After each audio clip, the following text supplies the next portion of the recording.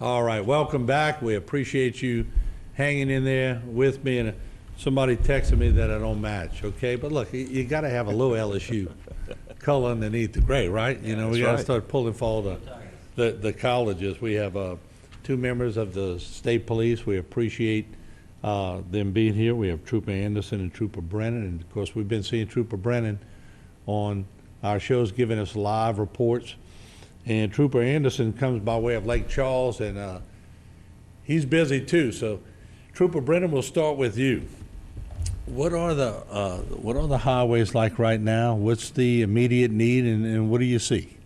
So, as far as the highway goes, for the most part, all the major highways, they are passable. Now, granted, some areas it might be reduced down to one lane. You know, we were driving around kind of doing damage assessments after the storm, and there might be trees down or power poles still down across the highway. But for the most part, all the highways are still accessible. Now, what we are running into a problem is that the side streets, like the parish roads, things like that, a couple of them, they are still blocked. We tried to get to a crash the other day, and we couldn't go through because they had power poles down and different things like that. So while the highways are still, for the most part, passable, the little side roads on the side, whether it's parish road, city road, things like that, they are still blocked in some places. So that could potentially cause a problem maybe for emergency responders trying to get someplace, whether it's fire or EMS or different things like that. So I think definitely now is to be more, if you are staying at your house, be cautious whenever it comes to maybe like generators or different flammable items, because just realize that while the main roads, you can get through them, the little side roads, it could be a minute before first responders can get to you. So How and let me go to Trooper James Anderson on this question. You've seen a lot of this. Heck, you're from Lake Charles. You spent a lot of time there. How does this compare, and how do you draw your experience on what you saw in Lake Charles to what you see here? I'm sure your memory bank got amped up pretty good, didn't it? It did. A little deja vu going on. Unfortunately, we hate to see this kind of destruction for anybody. We experienced this with Laura and Delta last year in southwest Louisiana. So that's why we're bringing in the resources to try to help the people of this area. You'll see additional troopers out on the road. We've brought in troopers from all over the state to assist the people in this area. We also have Arkansas State Police, Florida Highway Patrol. The sheriff's offices have brought in Louisiana Sheriff's Association, deputies from across the state. So we care about the people in this area. We know what it's like to experience what you're experiencing right now. But I am here to tell you it is going to get better. It's going to be a rough patch for a little bit, but it is going to get better. I saw the troop cars coming in by the droves for the last few days. And I'm talking about escorts coming in. And when you see it, you in awe when you see that. But just like we sent people to help in Lake Charles, I guess we're getting it paid back to us, aren't we? Absolutely, and we haven't forgotten that. We saw deputies from Lafourche, deputies from Terrebonne, Assumption. You know, this area came together to help us. Now it's our turn to help people in this area. Right. Trooper Brennan, let me come back to you, because so many people are toting gas. And people have been texting me saying, Martin, please remind them that if they have gasoline in their little wheelchair trailers behind their thing or whatever, and they get rear-ended. I mean, is there any protocol to that? What should we tell them? So if you are going to be transporting gas, make sure it's in a suitable container. Don't be putting in like milk jugs or different things like that, because actually in New Orleans area, they had a vehicle fire. Somebody was transporting their gas in a milk jug and ended up deteriorating the plastic, and it spilled inside the vehicle and caused a vehicle fire. So if you are going to be transporting gas, make sure it's an approved gas can or a barrel or different things like that, something that's supposed to hold gas. Make sure it's strapped down, that way it doesn't spill over, different things like that.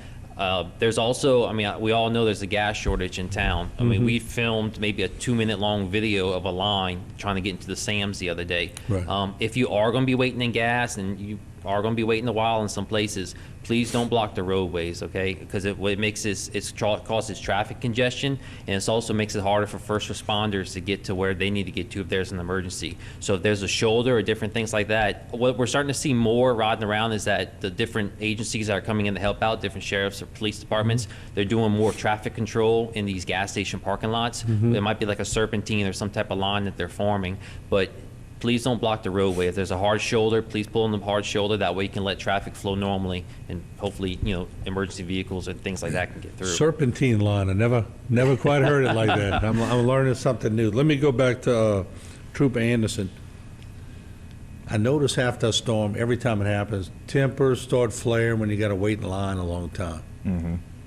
Any words of encouragement would you could tell people just to ease that a little bit? Yeah, well, first of all, let me address your earlier point. Allow additional distance between you and the vehicle in front of you. Practice good driving safety. I pulled over someone this morning near the Amelia Bridge on US 90. It was two people. There were two vehicles. They were following each other, but the lead vehicle had a rack full of gasoline, and the second vehicle was one car length behind it at 70 miles an hour.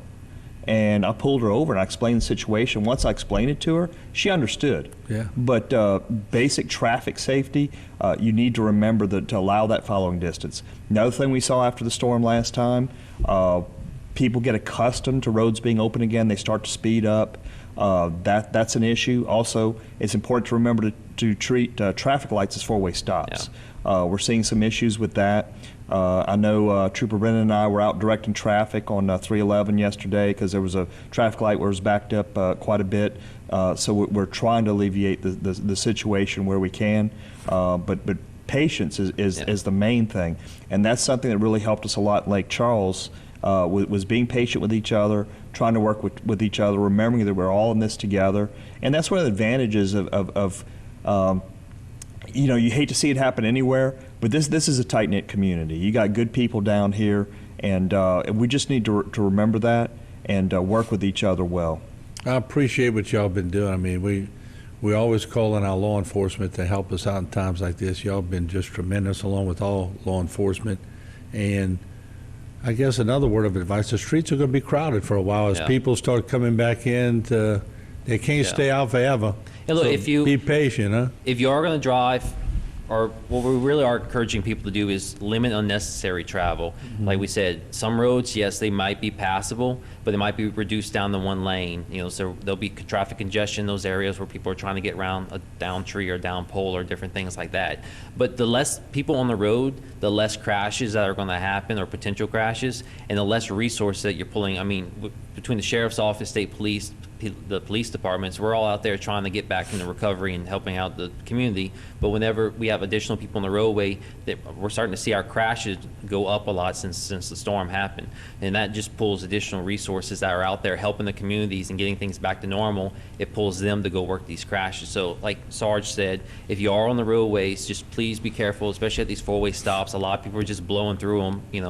Whenever the traffic lights are out, they are supposed to be treated like a four-way stop. Make sure you give yourself enough following distance and just try to do what you can to help limit these crashes on the roadway and help limit these resources that have to come out there and help you. Speaking of resources, why don't you talk about the flyers? So one thing that State Police Troop C is doing, and we're going to give some out, every trooper is going to have this list. It has all the distribution sites, and what we try to do is we're going to update it daily. It has distribution sites in Terrebonne and Lafourche Parish, and it also has the open grocery stores. There's a number of different Rouse's opened up. I also saw that Canada's on West Park also opened up today.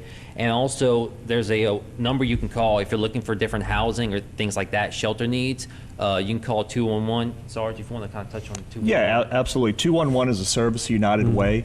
A lot of times people have questions after the storm. Hey, what do I do for sheltering for my pets? What do I do for sheltering for myself, my family? It's a great resource. Those types of questions that you don't know where to direct, they're a great repository of information and can send you in the right direction. Something else I want to mention, just based on our experience with Laura and Delta last year, people are going out and get gasoline. Don't forget to get motor oil because you're going to need to change the oil in those generators. That's right. So while you're out there at these places where you can get gasoline, if they have motor oil, most of these generators take a straight 30, but check your owner's manual on that. That's going to be very helpful to you. Also, I want to mention the Blue Roof program that the U.S. Army Corps of Engineers has. I don't know if you've had guests talk about that yet. No, go ahead, please. But that was invaluable because what we found in our area was we had tarp jobs that weren't really as good as they could have been. You know, people out there trying to do it themselves, and that's great. We understand that. But these are people that are contracted by the U.S. Army Corps of Engineers come in, do a professional job of installing a temporary roof until you can get a permanent roof on your home. That was great for us because we had Delta that followed up Laura. Right. So if we have another storm that comes to this area, you're going to want to make sure your roof is in good shape and good to go. The number for that is 888-ROOF-BLUE or 888-766-3258. Again, that's 888-766-3258. U.S. Army Corps of Engineers Blue Roof Program. It worked well for us in the Lake Charles area, so just something I would recommend. Something else, you're going to see a lot of roofing companies coming in right after the storm. Our experience was it was a lot easier to find roofing companies. It was some other services like contractors to do sheetrock work and that kind of thing. Make sure that you're not paying up front for these services. We did have an issue of contractor fraud after the storm in Southwest Louisiana. So definitely want your And take people a here. picture. Absolutely. If they don't want to get their picture taken, don't hire them. Right. The person and the vehicle. That's Right. excellent advice on your part. All right, well, thank y'all so much, and I want to thank Sergeant Anderson and Trooper Brennan for coming in today. Great to have you here, and thank y'all for keeping the road safe, too. We appreciate it. Thank you. Thank you, sir. Thank you. All right, we'll take a break. A lot more here on Bayou Time. Don't go away.